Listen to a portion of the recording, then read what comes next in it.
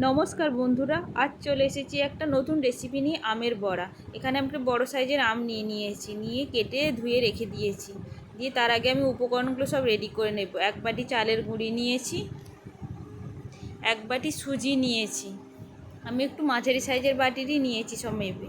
এক বাটি ময়দা নিয়েছি, নিয়ে আমি ভালো করে একটু ছাঁকনির সাহায্যে চেলে নেব, যাতে সবগুলো একসঙ্গে ভালোভাবে মিশে যায়। তো দেখুন, চেলে নিয়েছি, সব মিশে গেছে একসঙ্গে ভালোভাবে।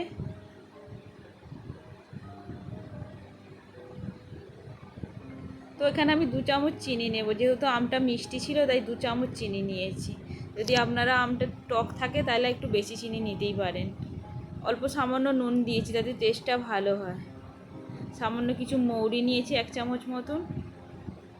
তো আমটা তো আমি আগে থেকে কেটে রেখেছিলাম, তো ওটাকে একটু পেস্ট বানিয়ে নেব ভালো করে।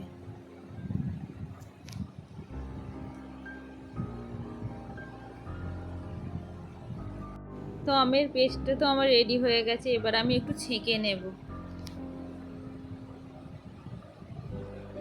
বেশ চামচে করে বেশ দোলে দোলে ছেঁকে নিয়েছি, নাহলে বড়াগুলো খাওয়ার সময় চোঁচগুলো মুখে লাগবে, তার জন্য আমি ছেঁকে নিয়েছি। তো আমার ছাঁকা হয়ে গেছে। আমি আগে থেকে উপকরণগুলো সব রেডি করে রেখেছিলাম, সেটা দিয়ে ভালো করে একটু মাখিয়ে নেব। বেশ কিছুটা সময় ধরে একটু ভালো করে মাখিয়ে নিতে হবে, না হলে ডেলা ডেলা থেকে যাবে, বড়াগুলো বেশ সুন্দর হবে না। তো আমি এখানে একটু সামান্য জল দিয়েছি, আপনারা চাইলে যদি নাও দিতে পারেন, জল লাগলে পরিমাণ মতন দেবেন।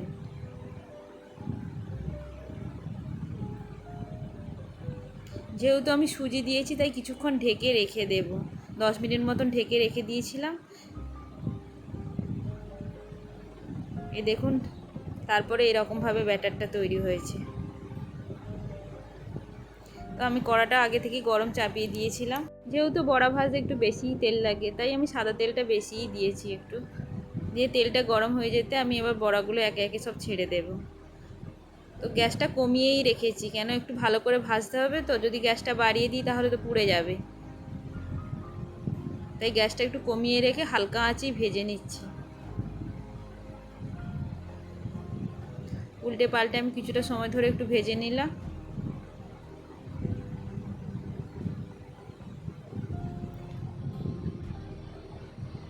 দেখুন, বড়াগুলো বেশ লাল লাল করে ভাজা হয়ে গেছে।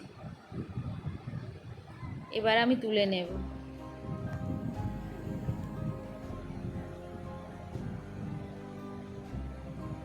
তো প্রথমবারে বড়াগুলো ধরেনি, আমি দ্বিতীয়বারে আবার ভেজে নেব। আর কি কিছুটা ছিল, সেটাকেও ভেজে নেব।